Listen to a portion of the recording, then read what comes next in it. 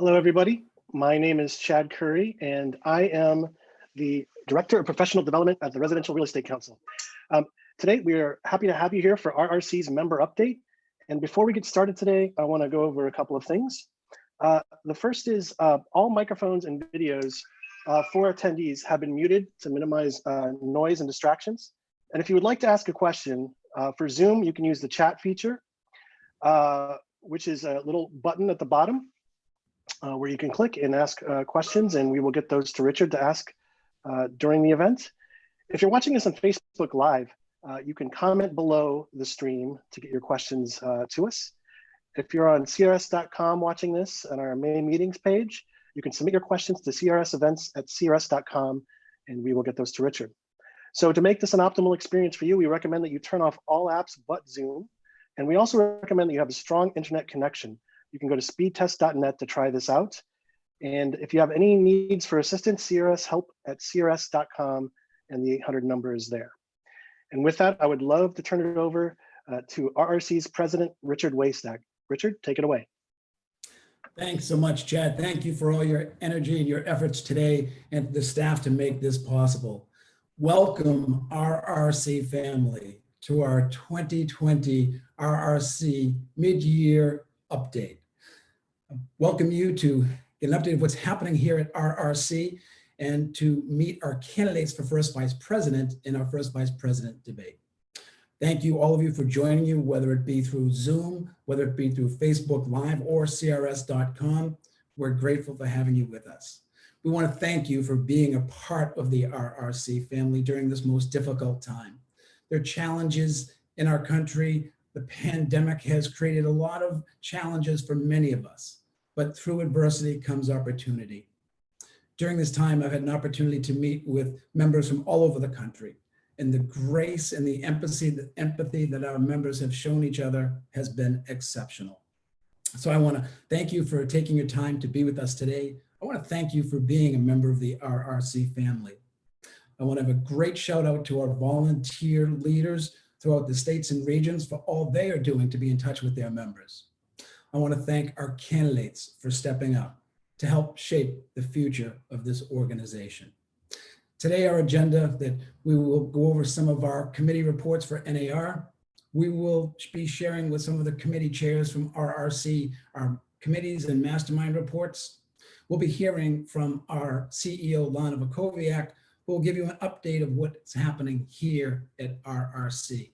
And then finally, we will get into our leadership election.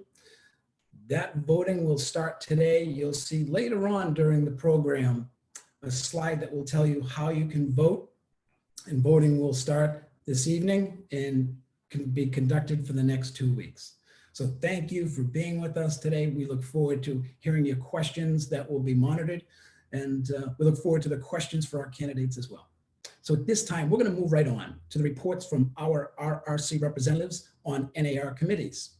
I'm first going to move on to our Federal Financing and Housing Policy Committee and Jan Brito, CRS. Jan?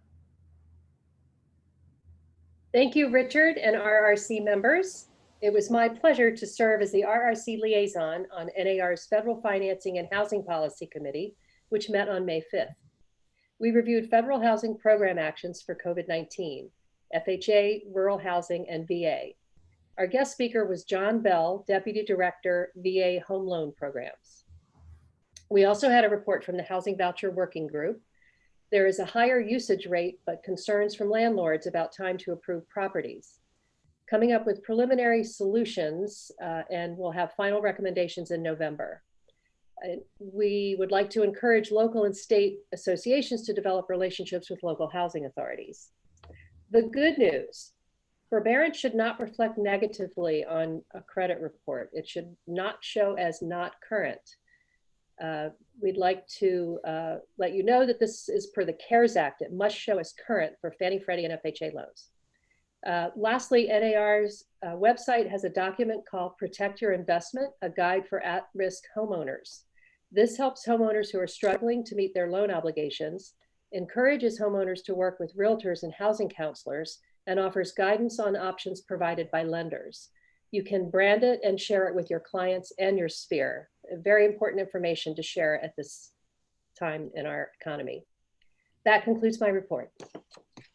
Jan, thanks so much, and thank you for your efforts this year. As we all know, it's a challenging year for all of us appearing on some of these committees, but we're doing the best we can, and I truly appreciate all of our committee appointees' efforts. So I'll move on to Global Business and Alliance Committee and our friend Joanne Frazier. Hi, Joanne. Hi, Richard. Thank you so much for allowing me to be the RRC liaison to the Global Business and Alliances Committee. I'm pleased to provide my report to you and all the members of RRC today. There were actually 275 members on this call from 43 different countries. Initially, the Vice President of Digital Strategy introduced the photify.com/NAR app, which is something you should all be aware of so that you can use it on your social media and marketing. So make sure you take a look at this benefit.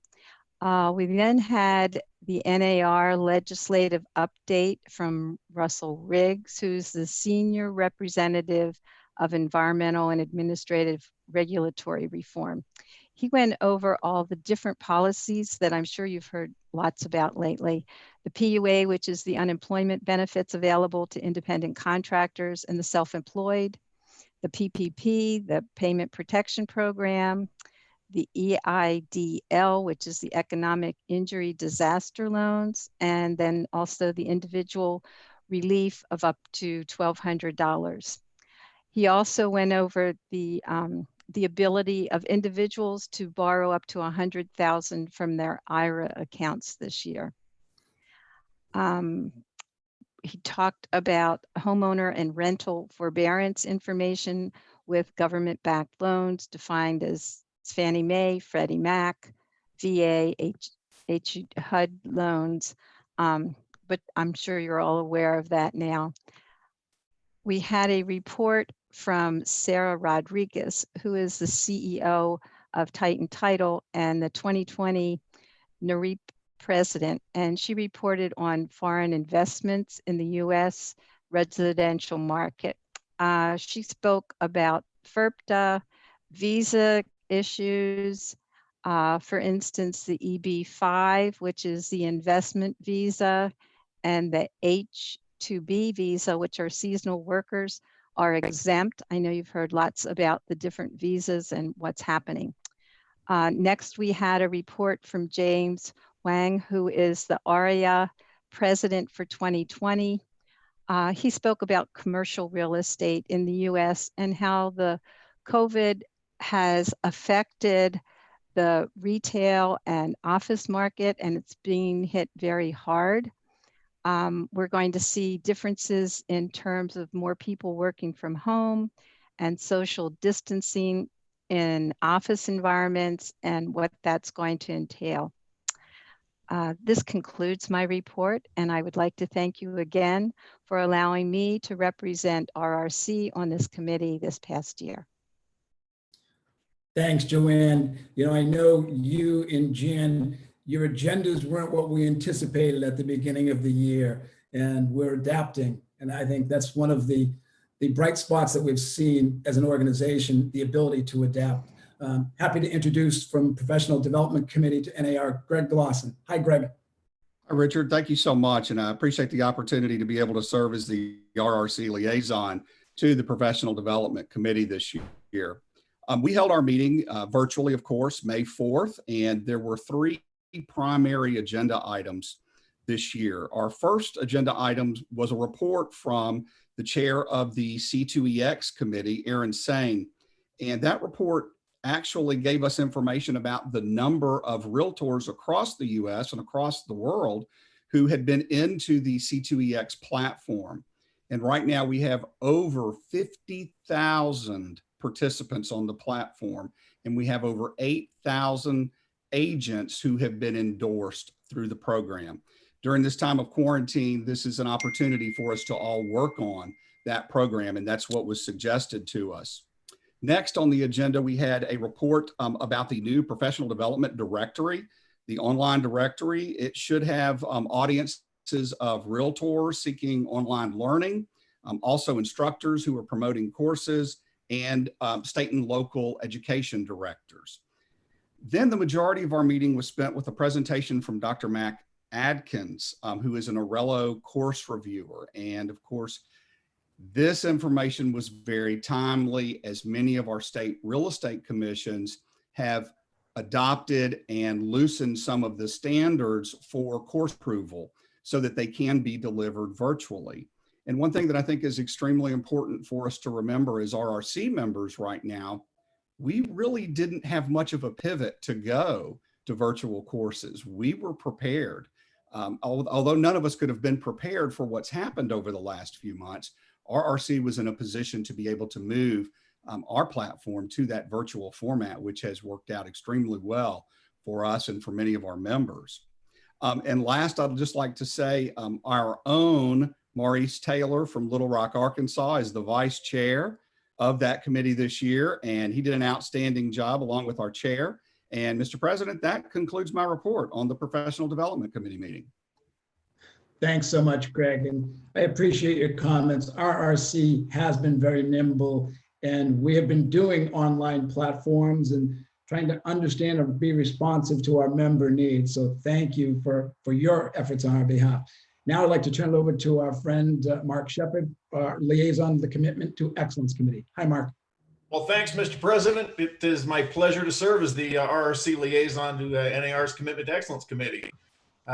Been doing this for a while now, almost since the beginning, and it's been fun to watch this program not only move forward, really do so strongly. As Greg mentioned, we've got 51,000, as of today, 51,944 participants in the program right now. Unfortunately, we only have, and we can celebrate it or go, oh, whoops, we've got 8,381 of those 52,000 members that are endorsed. We've got a map that I'm happy to send out to you, showing state by state the percentages, numbers. Texas, as an example, has 2,443 participants and 309 people in the entire state that are endorsed. New Mexico, right below my lovely state of Utah, it's got 242 participants and only 27 realtors endorsed.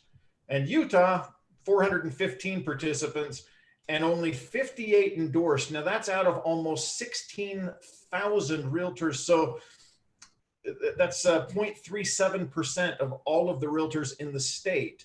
0.37% are endorsed. So we're trying to move that forward. That's the goal of the committee, is to get people out of being participants and into the endorsed category.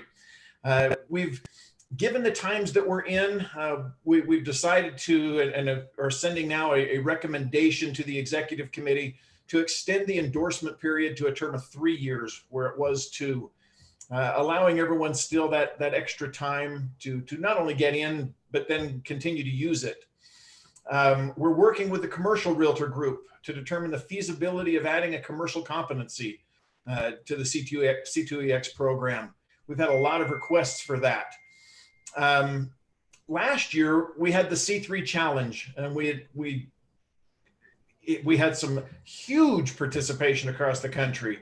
It was very successful, had tons of amazing ideas coming forward on how to utilize the program, get agents in, and talk about C2EX and get them endorsed. We handed out some great prizes, and so now it's time for the C3 version 2 challenge. And we've almost got the finishing touches on that. We'll finalize that and hopefully have it out by the end of this month, first part of June, maybe the first week of June, again with the focus of taking people from the participant status to the endorsed status. And so there'll be some great prizes that'll be announced to the states, to the associations, to really get their members to move forward and take advantage of this. So thank you again for the privilege of serving on the Commitment to Excellence Committee. And Mr. President, it's back to you. Thanks so much, Mark. During this time of the pandemic, we have had opportunities for all types of education. It is a great time to finish up and get that endorsement. Thanks for your efforts, Mark. Now on to Business Issues Policy Committee and Kim Cameron. Hi, Kim. Thank you, Richard. It is my pleasure to serve on the Business Issues Policy Committee this year as the representative for the Council. We met virtually on May 7th, and this has been a lively committee this year with everything going on. There was a lot of open discussion about COVID-19 impact, market changes. Unilaterally, it seems that with the phase 2 of the CARES Act and some of the states opening up, we're seeing a little bit more positive changes, and Realtor family seems to be doing a little bit better. We had a recap of some of the things passed in Congress, from the Families First Coronavirus Response Act, the FCCRA, that passed back on the 18th of March, expanding the paid family medical leave, emergency paid sick, some payroll tax credit for the paid sick and family medical leave. So we had a nice recap about a lot of things that, fortunately, as members of the Council, we've had some great updates about EIDL, PPP through several webinars by Dale and Chris Bird. So I won't go into too much about that. We didn't have any motions that go to the board. We did have 2 incredible guest speakers, Dr. Jessica Lutz, NAR Vice President, Demographics and Behavioral Insights. She provided some forecast and economic impact update amid the COVID-19. And for those of you who participated in yesterday's Mastermind, she shared similar forecast of kind of where we think we're going from a demographic standpoint. Our second visitor was Phil Schulman. He's a partner at Mayor Brown LLP. He discussed the CFPB resources related to COVID-19 issues and some RESPA matters. So a lot of discussion about things happening in the respective markets, and that's my report. Thank you. It's been an honor to serve the Council. Back to you, Richard. Thanks, Kim. We've had so much excellent education during this time. You had mentioned Dale and Chris, and I want to give a shout out to them because my PPP loan was funded yesterday, and thanks to them for their guidance and helping so many of our RRC members. I want to at this point move into our committee and mastermind reports. And for those of you who are unfamiliar with our mastermind groups, we have up to 75 participants in each of our mastermind. And yesterday we had 3 mastermind meetings. We had hundreds of our RRC members involved in those masterminds. Some great discussions. I know our leadership team had an opportunity to visit with each of the masterminds. And we're going to start with our education mastermind. And Maurice, you had a nice shout out already. So would you kindly share with us the results of yesterday's mastermind division? Absolutely. Thank you, Richard. And thank you for the opportunity to serve as the co-chair of the Education Mastermind division. Myself and Matthew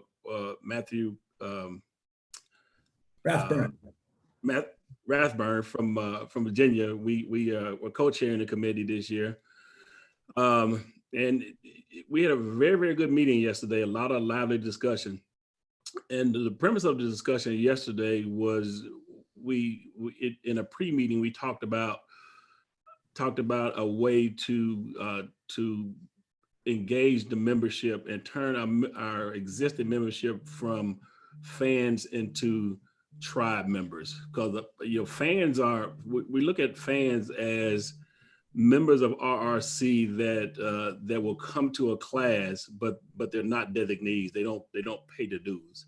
So how can we move them to be dues paying designees serving on the council? So we posed three different questions and had a lot of lively discussion.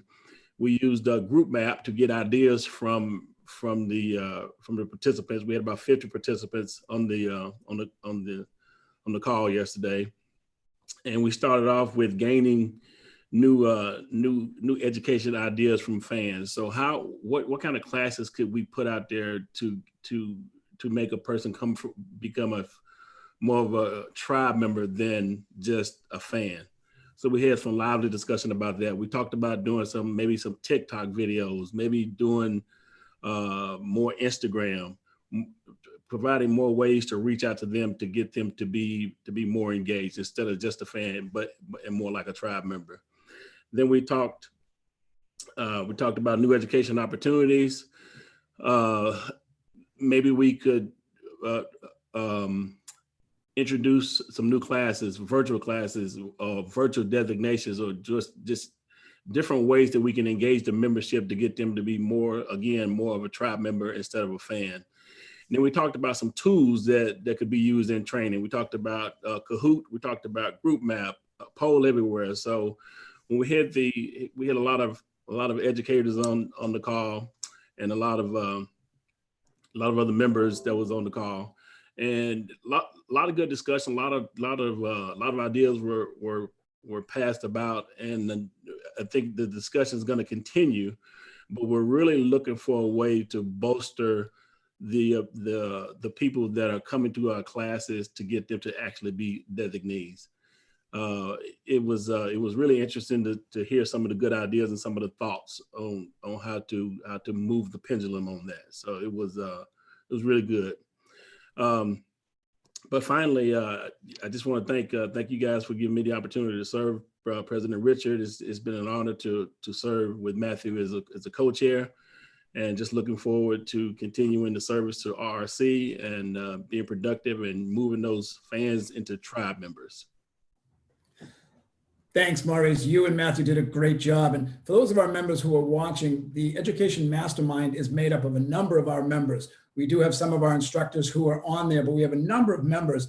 And those discussions were very lively yesterday. One of the recommendations came out was for Pat Zabi out of Texas, one of our instructors, to do a dance video on TikTok to transition some of these folks into raving fans, into tribe members. So we're fortunate to have Julie Erickson with us today from Alaska, who was co-chair of our regional mastermind division. And Julie, would you kindly share some of your discussions from yesterday?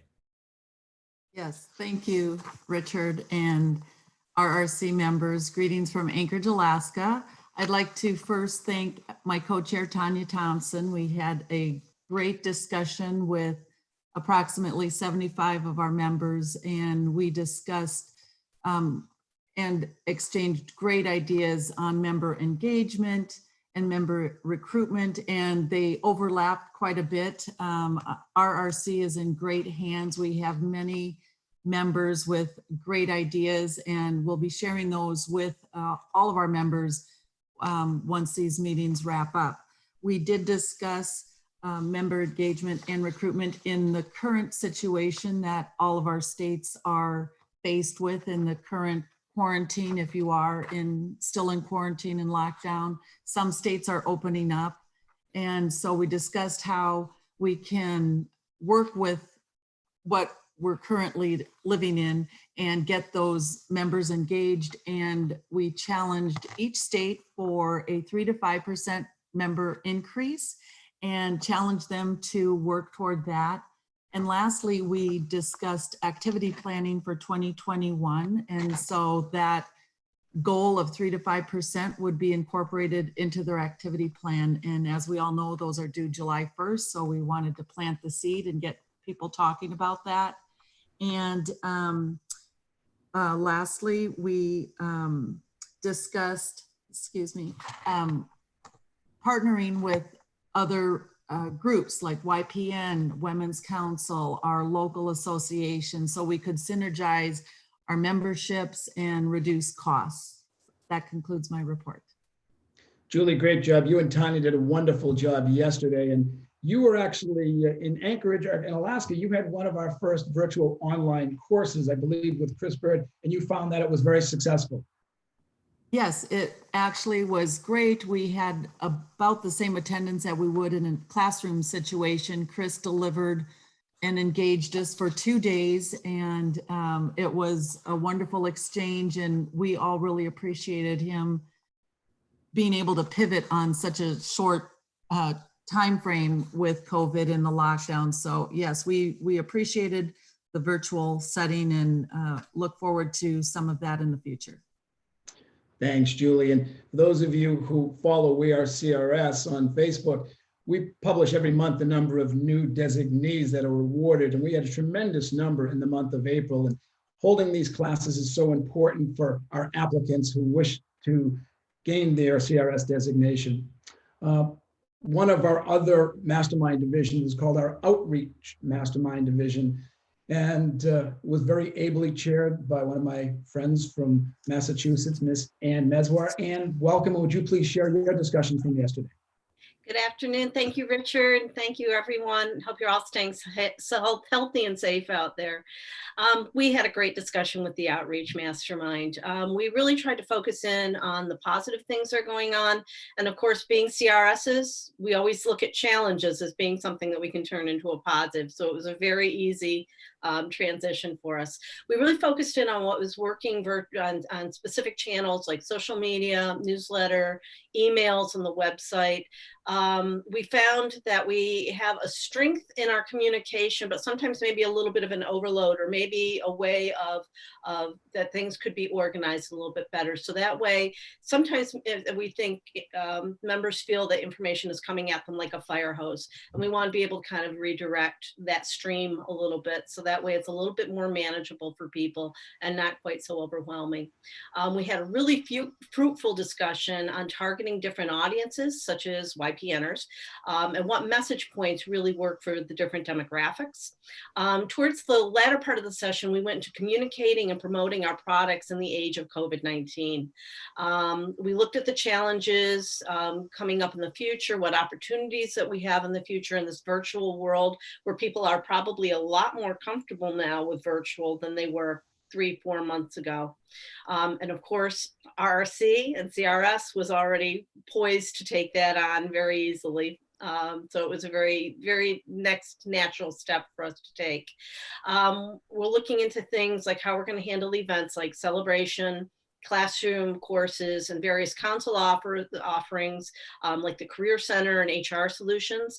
Attendees are never shy about offering a lot of great ideas. And I think that just is a natural fit again for anyone who's involved with RRC and CRS. It's what we do. We share information, we network, and we give a lot of education. It was a great discussion. The whiteboards we found worked really, really well in this format. I think we were able to get a lot more ideas out where everyone could see them, and everyone's opinions and points of view were able to be shared very easily. That concludes my report. Thank you very much for the opportunity to serve. Thanks, Ann. You know, staff were helping you out yesterday with the Zoom platform. And at this point, I want to give a shout out to one of our friends from Nashville, Tennessee, Brian Copeland, who did some Zoom training for our state and regional leaders. And things worked seamless yesterday. And obviously our members are not shy. They had some very lively discussions in all of the masterminds. And if you're watching today and wonder how you can get involved, please feel free to reach out to me, the leadership team, or anyone on staff to get involved in one of our masterminds. They're a great opportunity for you. Had an opportunity to attend our regional vice president's committee meeting, and my friend from Kansas, our chair, Sandy McCrae. Sandy, would you kindly share on your meeting today? Yes, thank you, Richard. I appreciate very much the opportunity to do so. It is my honor and privilege to serve the council as the RVP committee chair this year. And in this position, I can see firsthand how hard each of the RVPs work in service to their state leadership teams.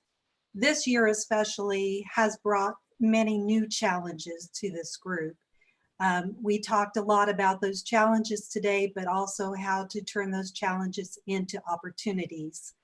And that was primarily the gist of our discussion at this meeting this morning that we had with the RVP committee.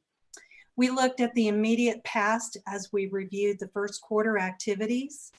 We looked at the present as we discussed ideas for encouraging states to host events in this current climate. And we looked at the future as we brainstormed activity planning for 2021 and how that's going to possibly look very different post-COVID. We were in full attendance this morning. All 13 RVPs were there, as well as we welcomed a number of guests to our meeting this morning. Again, another advantage that I see of the virtual format in the platform. The RVPs continue to work diligently to help their states provide a very robust experience for their members. And that concludes my report, Richard. Thanks so much, Sandy. It was a great meeting today, and a shout out to our regional vice presidents who've been working diligently one of the joys of this position is being able to speak to so many of our regional vice presidents and so many of our state and regional presidents during this time. And this virus has impacted us and some of our leadership, and one of our state leaders had been hospitalized and thankfully is doing well today. And we've had an opportunity to speak to him a number of times. Now we have Leadership Development Committee, one of our most important committees here, and it's chaired by one of my good friends and one of my mentors, our immediate past president, Mr. Michael Burkhardt. Michael, good to see you, and kindly, if you would, share with us what's happening in leadership development. Thank you very much, Mr. President, sir, and CRS members, everyone here. The LEC committee has been very busy this year, as usual, and it, like Richard said, very important committee because the future of the council relies on the volunteers and the people that are stepping up for that. So I only have a couple of things to report to everyone today. The first thing is the RVP slate as presented to us from the subcommittee chair, Jan Brito, CRS. We have approved and we're recommending that to the board for approval. That will go to the board of directors meeting. And on the other hand, we also have our external board member, and the LEC committee reviewed 7 applications and we interviewed 5 candidates presented to us by the outside consultation group, QLK. We did Zoom interviews, which took place, I think it was May 29th and 30th.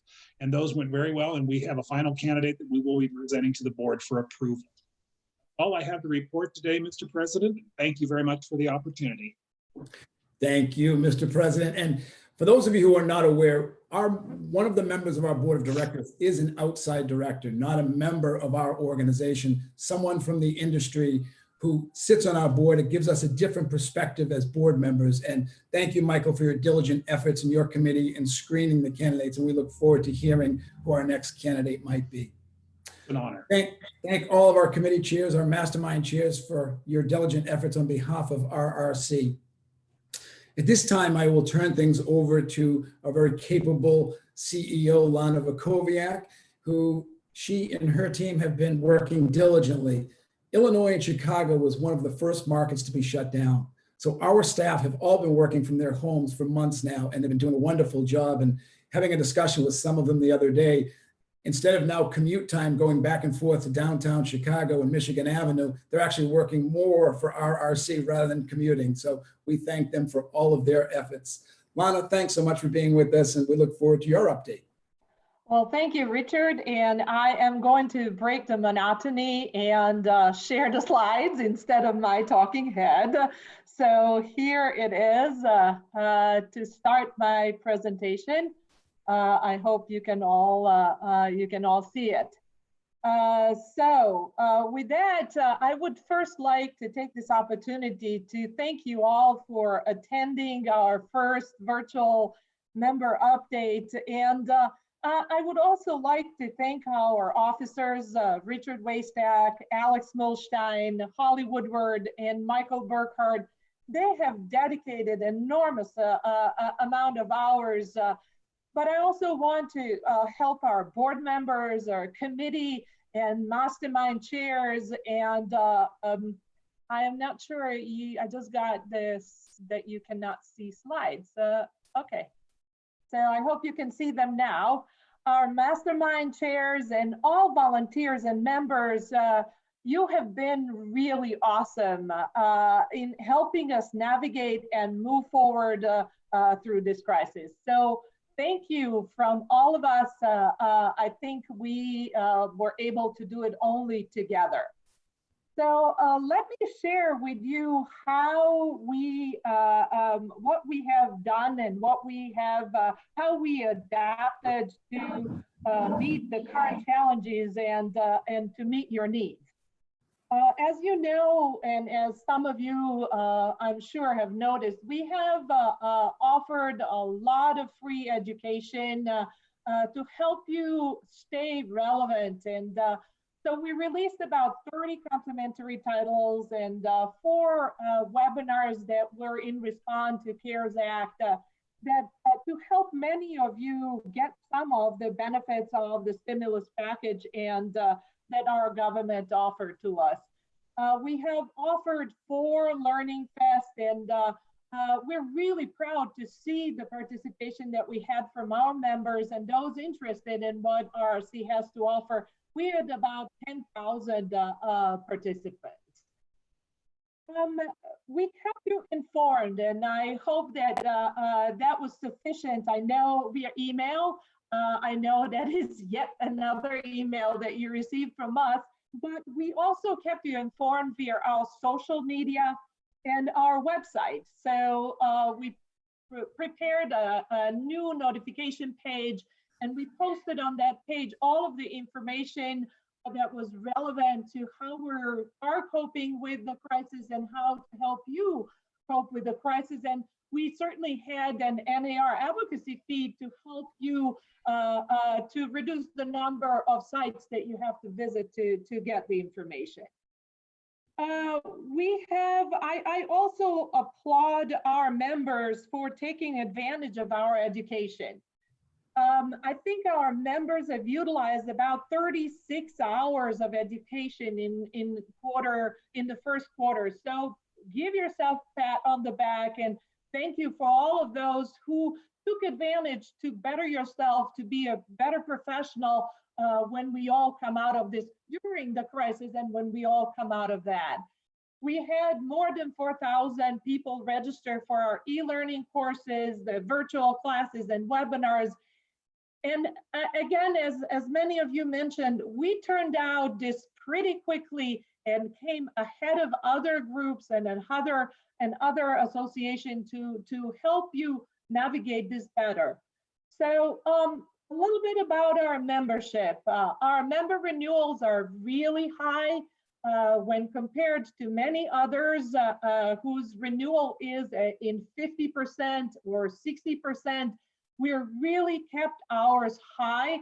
We're 1% lower than we budgeted. We budgeted at 89%. We are at 88%. But we were better than last year. We finished at 87%, or the year before when we finished at 86%. 347 members earned a designation, so I applaud them for pursuing it. And then we got 487 new members in the first quarter. In terms of social media, we are really more active, and I'd like to share with you some of the data to show you that we have picked up, and our members picked up along with us. We have about 34,000 followers on our Facebook page. And we have increased the participation in our We Are CRS almost by 1,000. Last year, we had 6,000 some members. This year, we have over 7,000 members. So that means that our members are following, they're participating, they're getting engaged with each other and with the council. We have revised and refreshed our YouTube channel. And since we did that, and that was maybe 25 days ago, we gained 300 or more new followers or subscribers. And our goal is to have more than 1,500 by the end of the year so that we raise brand awareness. And we're going to try and do that with all of our social media channels. And I believe that Joan Fraser mentioned Photify that NAR is offering to you. Well, the council was one of the first subscribers. We partnered with NAR to have ability to offer a special tab under their umbrella for our members who are proud of their CRS designation and who want to share. So there are a number of cards and a number of opportunities for you to share that. We have about close to 1,300 subscribers to that. Again, we are providing value to our community, and by providing our shareable infographics on a weekly basis. I'm sharing some of our more successful ones. We are really sharing more relevant information, and it is a great tool to engage and visually connect with your customers as you stay active during this downturn. But I also would like to share with you, we've done everything that we can to keep up with whatever we have budgeted for this year. But I do have to share with you that we have some shortfalls in our revenue, particularly for 3 reasons. One is we have significantly lower number of face-to-face courses. And even though we were very fast to convert our classroom courses to virtual courses, our customers, meaning our associations and others that license our courses, are not as fast to adopt that as a means of sharing education. So we will continue to work on this. We're reaching to them individually. So if you have experienced a virtual class with our instructors, please spread the word out, because it is equally engaging, it is equally beneficial, so that we don't wait when the states are going to start opening and when we can go back to classroom courses. We also have a lower level of sponsorship and advertising, as different companies have pulled back on how they advertise, what they advertise, and certainly that they cut their marketing budgets. And the third, last but not least, our concern is member acquisition.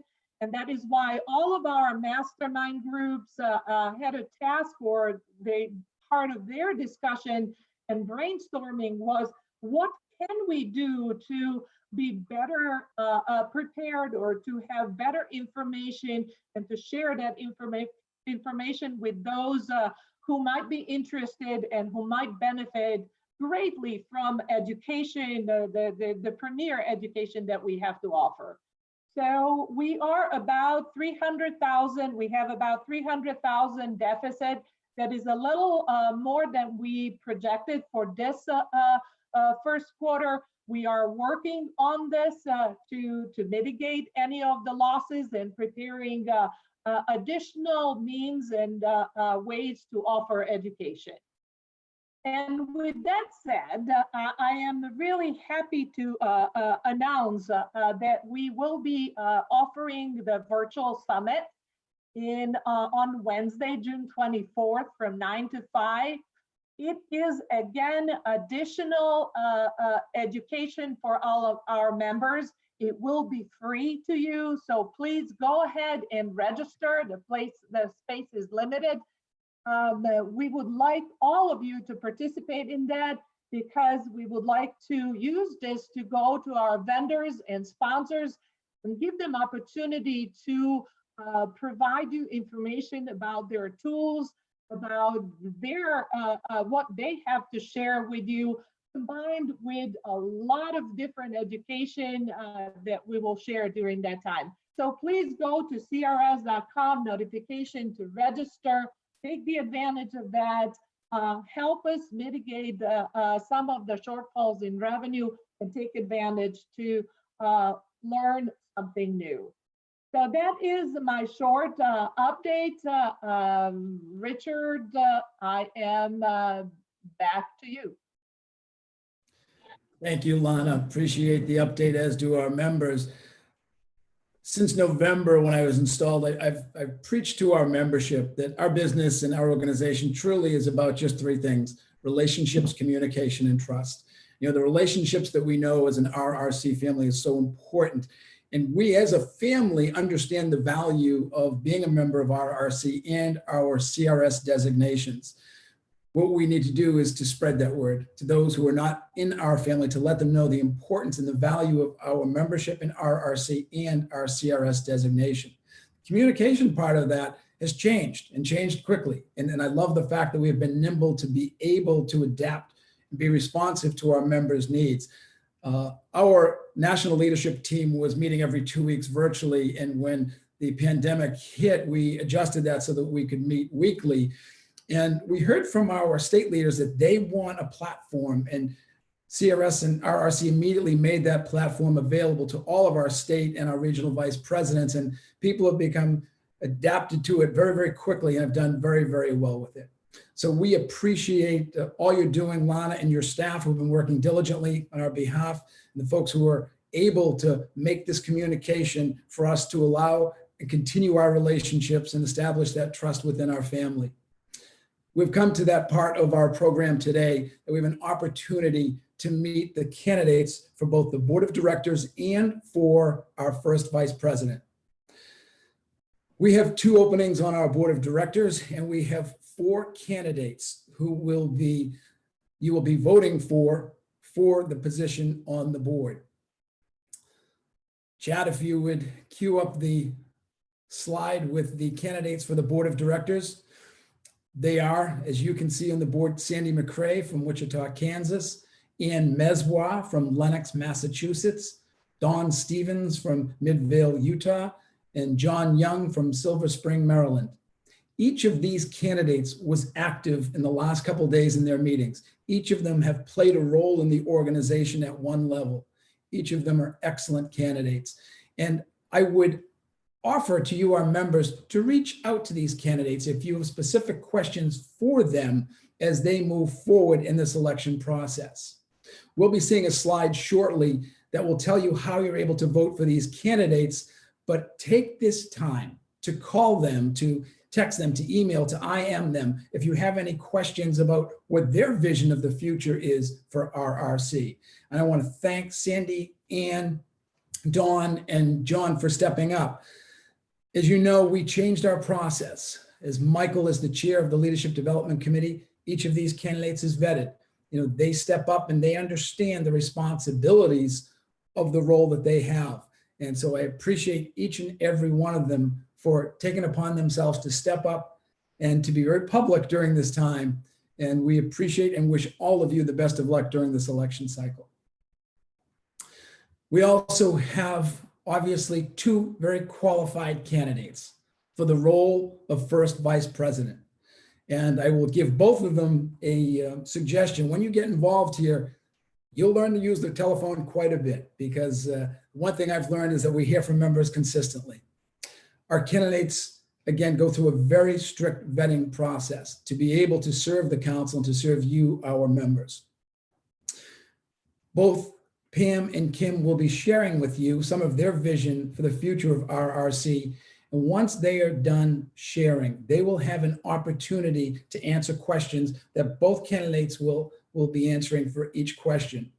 And we predetermined the order of those who would speak today, and it wasn't a flip of the coin, it was a guess the number. And Pam Ruggiero from Tucson, Arizona was first to be able to share with us today. Pam, thanks for being with us, and we look forward to hearing from you. Thank you, Richard. It's a pleasure being here, and thank you to the Leadership Development Committee for giving me this opportunity. First of all, just like Richard said, I'm Pam Ruggiero with Long Realty from Tucson, Arizona. And I just hope this message finds you all safe and healthy.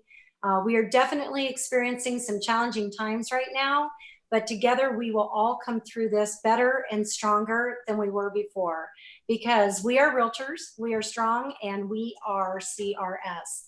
I also want to thank you for joining us today and taking time out of your busy schedules to hear from the candidates. A little bit about me. I'm a 2nd-generation realtor and a 2nd-generation CRS. My mother, Lois Durkee from Las Vegas, Nevada, was a realtor for over 30 years and earned her CRS designation in 1987. When I became a realtor in 2001, I knew that if I wanted to be the best realtor that I could possibly be, then I needed to earn my CRS designation.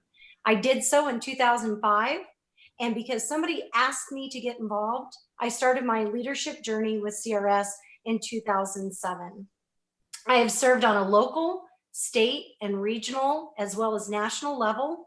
I've been on education, membership, nominating, outreach, strategic planning, as well as I have served on the board of directors. In 2019, I had the opportunity to chair the RPAC Participation Council Chair and serve on President John Smaby's Realtor Party travel team.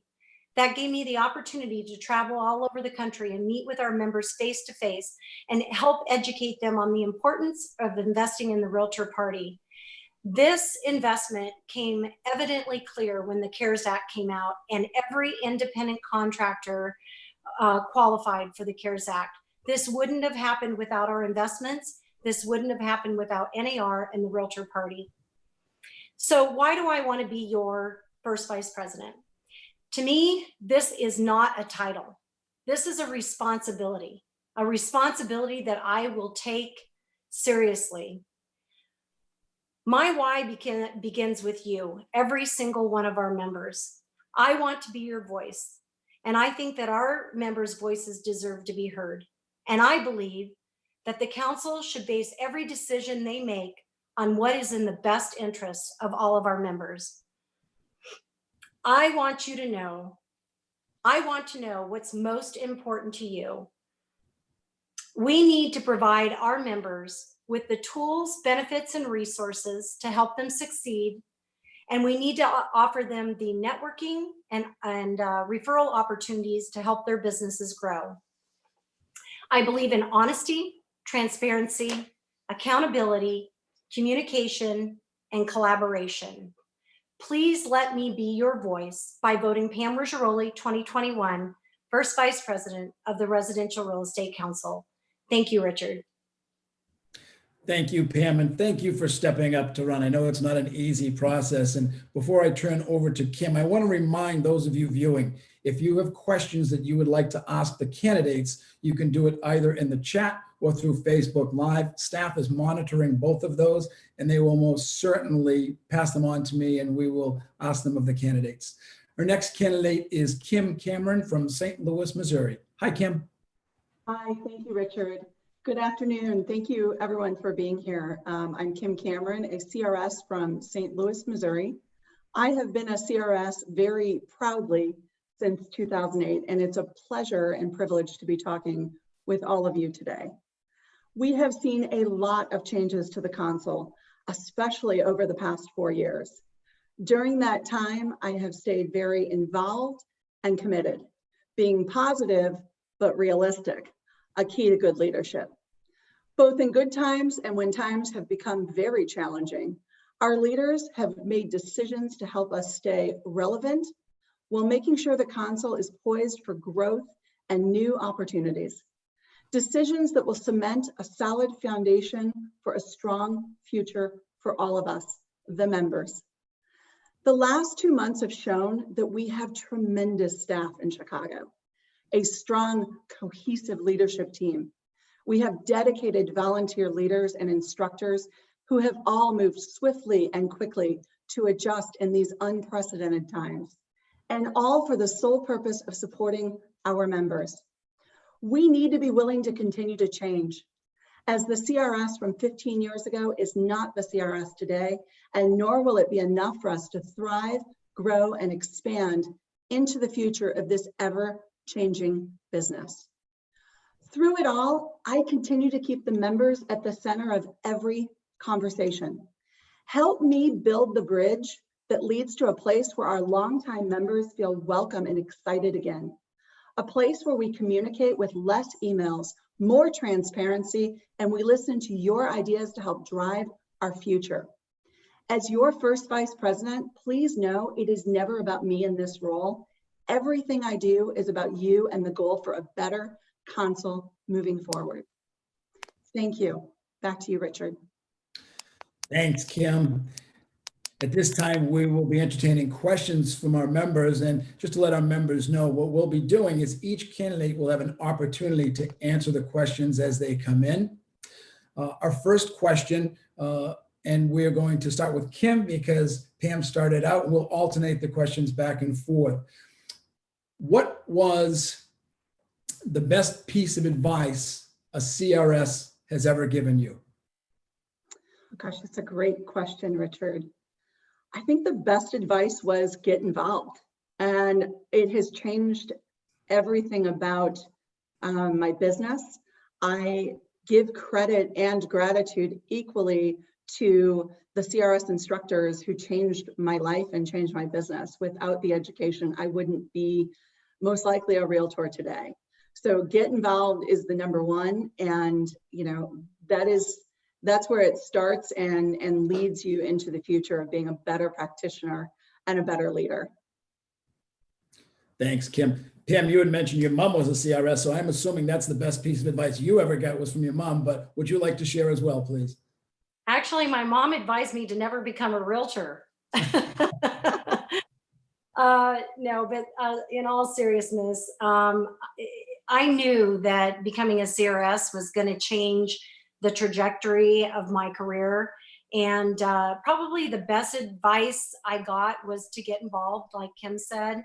I can't even imagine where my business would be today had I not started attending meetings in Washington, D.C.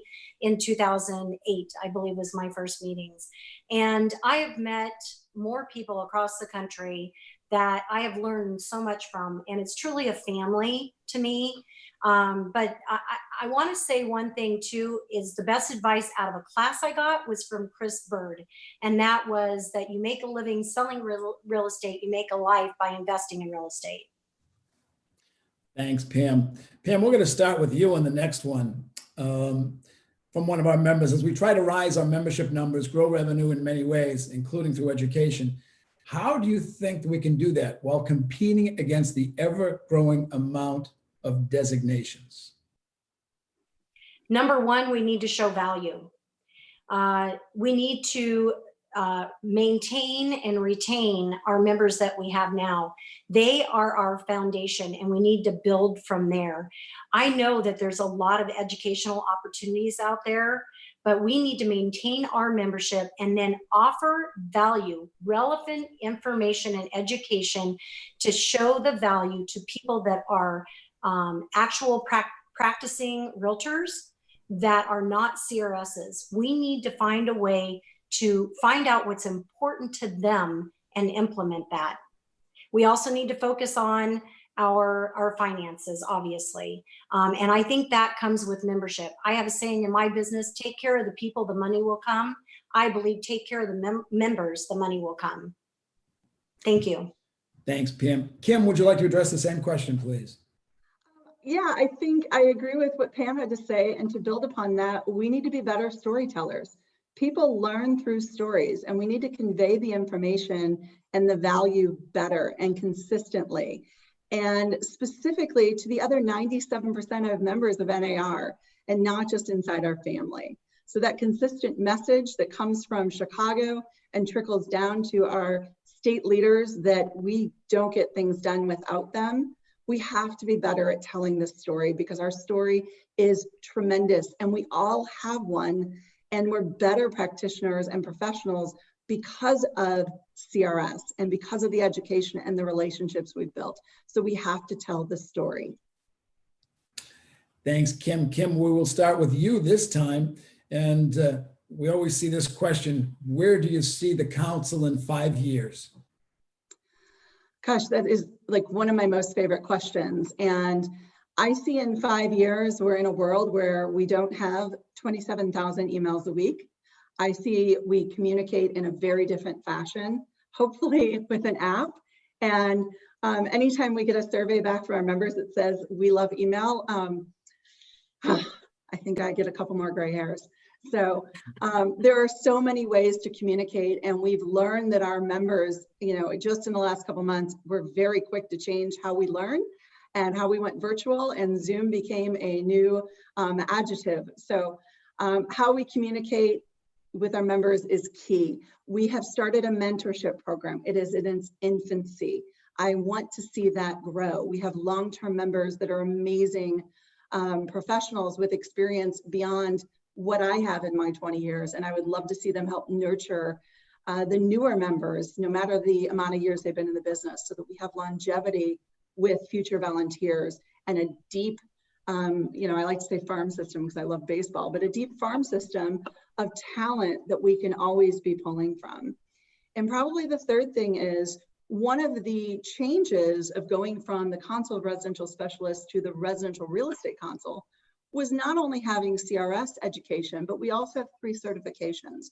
We are creating CE curriculum. We have the ability to go beyond just our designation and have additional certifications and professional development opportunities. So the sky's the limit, but email's number one. We have to communicate better. And I see a huge difference in 5 years than we are today. Thank you, Kim. Pam, where do you see the You're gonna have council? to that question. Where do you see the council in 5 years? Well, Richard, honestly, if we don't make some serious changes, I'm afraid of where our council will be in 5 years. We need to focus on our members, what's important to them, providing them the value, and then ask them to be our voice. Ask them to be our choir and go out and talk to other realtors that don't have their CRS designation. If we don't build our membership and we don't build our revenue, I fear for the success of our council, and that is one of my major concerns. So hopefully I can see us change and make a difference and really see our membership grow. Thank you, Richard. Thanks, Pam. Great segue, because the next question, which we'll start with you, is what changes would you make to ensure our income meets or exceeds our expenses? Well, again, I'm going to go back to the same thing. It all starts with membership. If we don't have member dues dollars, there's really not anything that we can do to provide them to help them succeed. So we need to take care of our members. We need to let their voices be heard. We need transparency. We need communication other than email. Maybe we need to start picking up the phone and having conversations. We need to go back to our grassroots members, get them involved, and help them help us grow the council. Again, take care of the members, the money will come. Thank you. Kim? I totally agree. We have to take care of our family first. The other aspect is there's opportunities for growth in other arenas. So I see that for our future. But the reality is we absolutely must be more transparent. We have to be better communicators. We have to be better at telling the story. There's huge growth potential for the council, and we aren't living up to our potential. So if we don't listen to our members, why are we here? We have to be listening. And the smartest people I know come from the council, and we share our best business practices and ideas with each other more than any other organization that I'm involved with. So we need to listen, and we need to take those ideas and push them forward into the future, because there's just too much potential here that goes beyond the handful of people that are leaders. We have to listen, and we need to be a council that is driven by our members and executed by staff, not the other way around. And our members keep telling us that, so we need to start listening more. Thanks, Kim and Pam. I love this next question. It's a good one. Think about it for a moment, if you would. And we're going to start with you, Kim. Give us your 30-second RRC elevator speech. Oh gosh. Well, you know, I tell people it is the education that springboarded my business to the next level. If you've hit a ceiling or you are at that place in your business that you just, you need the systems, you need the structure, it is the best education out there. And I hear people say it's the PhD. It's not the PhD. It is the only education that you need. It is what will make you the best and thrive for a long-term business, and not just being a realtor. You are a business owner, and it's the best. Thanks, Kim. Pam, your 30-second elevator speech. If you want to be the best realtor that you can possibly be, and you want to see your business grow, you need to become a CRS. It is the best education out there, and the networking and referral opportunities are endless. Great, thank you. You got that down to a 10-second elevator speech. That's a good one. We actually have a question from one of our state leaders. I won't give their name out, but great question. And Pam, we'll start with you this time. What is the number one thing you would like to do to help those in state leadership? Help those in state leadership. You know, I really think it goes down to accountability. I think we need to give our state leaders a roadmap. I know when I was a state chapter leader that we had a checklist of things that we had to do. Every month we knew what needed to be turned in and what date it needed to be turned in on. We had options of what we could do as far as educational offerings. We had options of what we could do face-to-face meetings, whether it be locally or across the state. I really think our state leaders need a roadmap. They need some guidance and they need some accountability. And I think the council can help them with all of that. And if they do that, I believe their state will succeed. Kim? Thanks, that's a good question. Fortunately, those deadlines and guidelines are in place. What our leaders have been telling us in the last couple of years, and just recently in their leadership meeting in February, is that they need help getting the word out about education and filling classes. They need support to reach beyond just our members. And in the last 18 months, we have created a list of all of the local associations around the country, the CEOs, the AEs, the education directors when they have them, who's their current president and incoming president. And the RVPs have the ability to access that list and help the state leaders. I think the role of the RVP is going to be changing, and that can be a huge benefit to our state leaders. They're telling us they need help from national and from our support in Chicago to fill education so that they can focus on what we're amazing at. And that's telling the story about how CRS has changed their life, filling classes and networking and getting the word out to our family.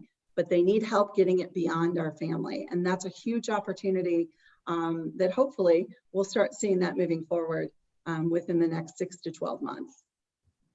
Thanks, ladies. We've got a few more minutes for a few more questions, and I've got another one from a state leader. I think it's important that we have a dialogue with some of those state leaders. What are your thoughts about the budgeting process for each state? And Kim, we'll start with you. As far as in what context? What are your thoughts about the budgeting process for each state?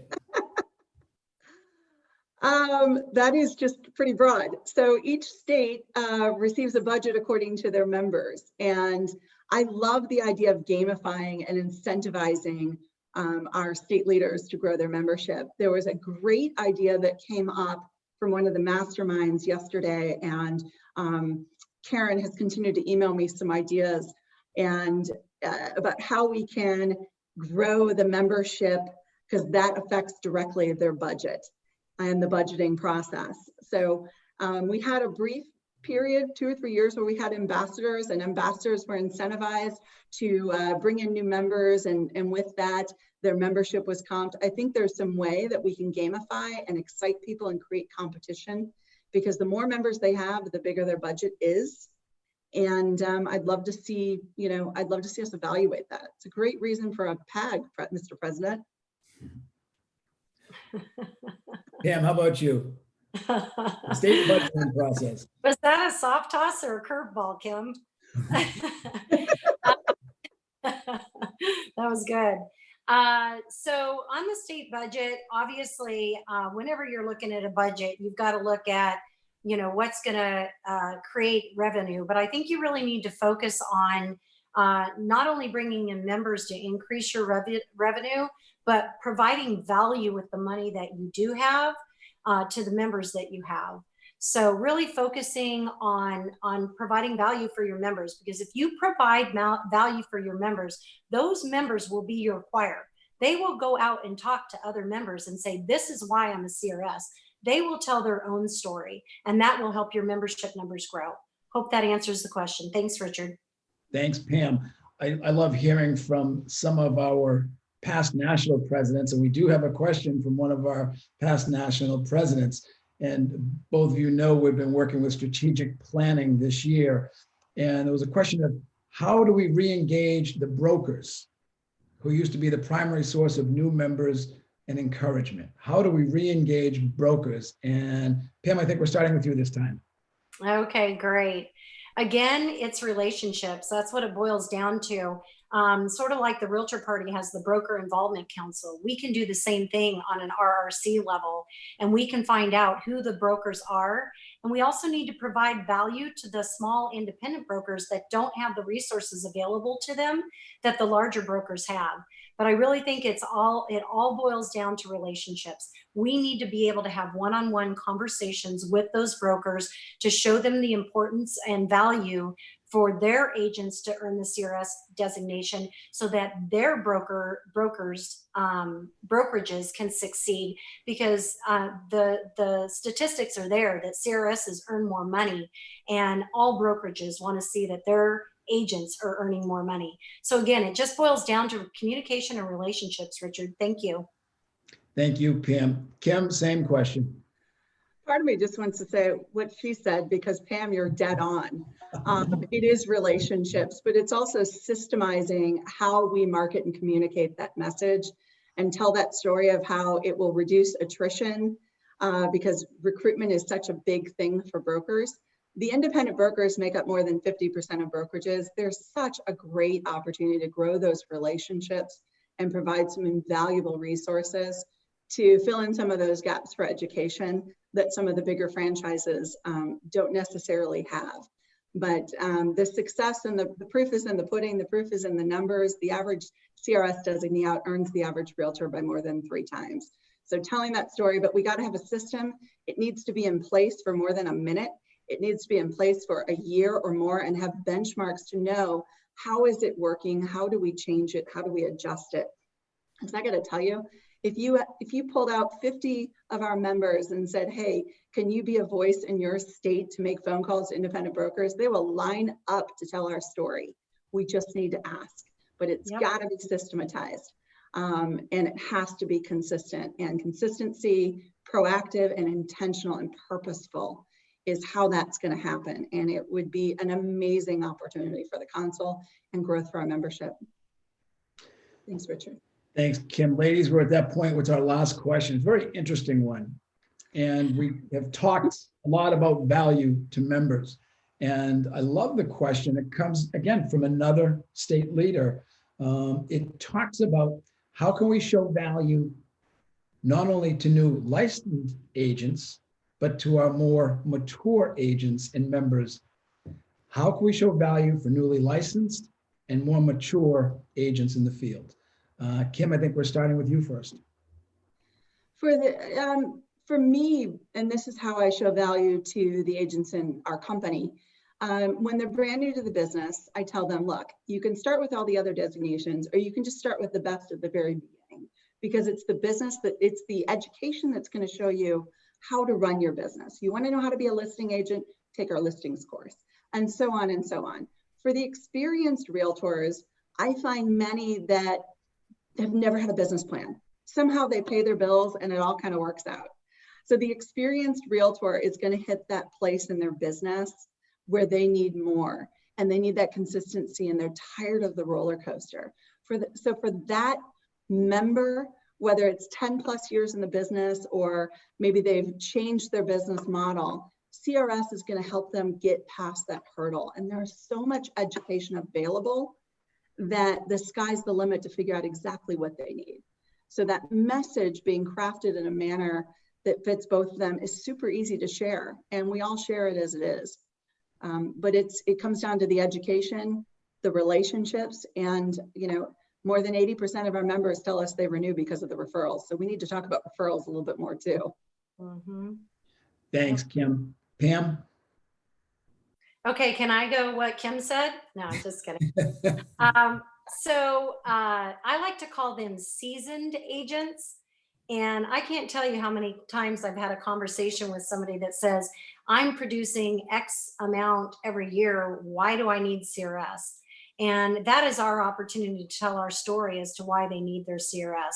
And if they're very seasoned agents, then I think we need to be able to help them show that we have education in place that will help them with an exit plan, or earn your CRS designation so that you can bring on a younger generation realtor, mentor them, and help share your business with them.